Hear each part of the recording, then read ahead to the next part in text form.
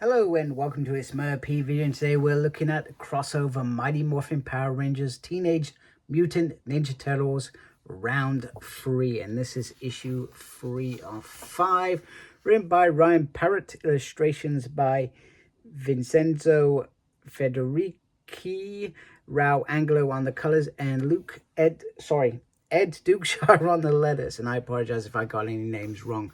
So it's all hell is breaking loose, and Bulk and Skull are on the case in terms of reporting the news for Channel 6, which is the Turtles news channel. And it's nice to see them here because you remember in those Go-Go Power Ranger and Mighty Morphin Power Ranger early days, they would do these little sort of things, which were pretty cool.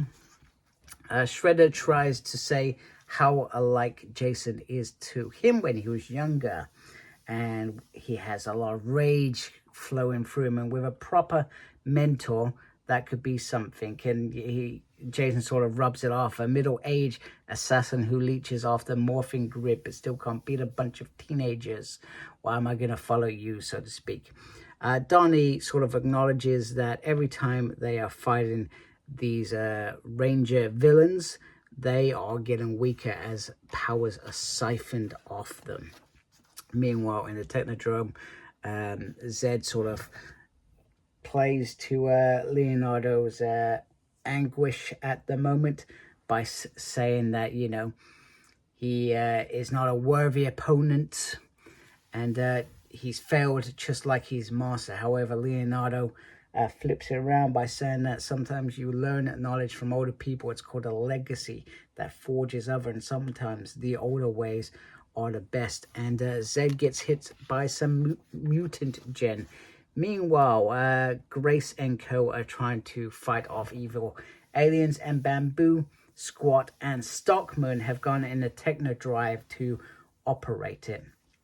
Shredder once again tries to get Jason to heed and follow him, but he doesn't. So he says, "Baxter, let it rip," and we start getting the Technodrome going. So Leonardo doesn't have time to continue his fight with Zedd and has to escape, and the Technodrome ultimately is taken back to the moon.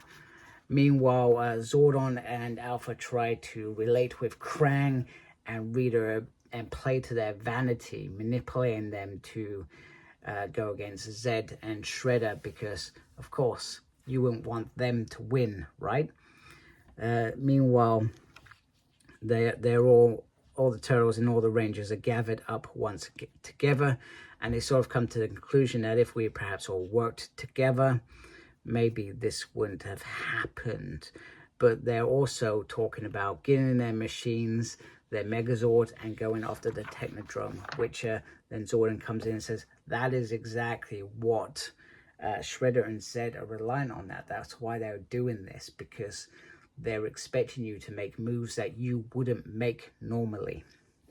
And they want to prolong this attack a little bit longer because they're going to make you suffer and all your friends and family suffer. So, but they do split up ultimately after this teamwork conversation. And that is because Billy noticed a surge in power from the Temple of Light. Now, bear in mind that, in the comics, the Temple of Light has been discussed and shown in Go-Go Power Rangers, if I remember correctly.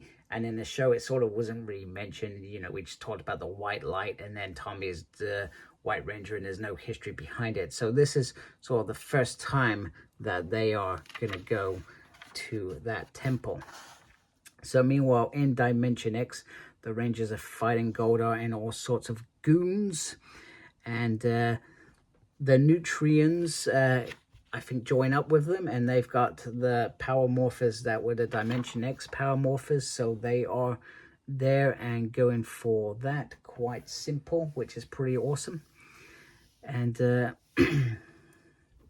I think that's pretty much all the things that happen. I don't think something big's happening, but I don't think it really gets explored anymore. No, it does get explored anymore because we get War Bunny, we get all those little mechanical dinosaurs from the animated show, which I think is really cool. Meanwhile, Baxter is talking to Shredder about the fact that, well, he can't breathe on the moon, but that is the last thing on his Shredder's mind. He pretty much says you got to complete and modify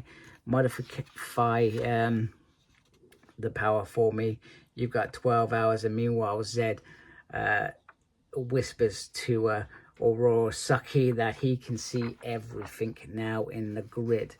So Leonardo and Tommy arrive at the tower, and this is the first time that Tommy has sort of driven a car. He says he can drive Big Dragon, so he can drive a car. How hard can it be? But remember, he only drove the Dragon Zord, what, once in the TV show, if I remember correctly. Meanwhile, the White Tiger does show up and says that neither of them are worthy. Their hearts are dark sorrow, and there's some distrust there. However, he gets blasted. That's right, as you would expect in true comic fashion. Well, there is a new pumped up Mutant Mutant Gen, I'm just saying words, Zedd, and he can see everything. He sees how this all ends, and despite your deeds, none of it's gonna matter, and that is how the issue ends. So yeah, I really enjoyed that issue. It flowed really nicely, really great stuff, and that's what you expect from these little mini series. Is they flow really well. They feel like mini events every time we read them. 5 issue of pure goodness. So we got 2 more issues. Let's see how that pans out. I suspect we're gonna roll over in January with that. I hope you like my video. If you do, please do support my channel by subscribing. Thank you for taking the time to watch this video. Make sure you look after yourself. Very important. Video be that subscribed and embrace the geekiness. Take care. Goodbye.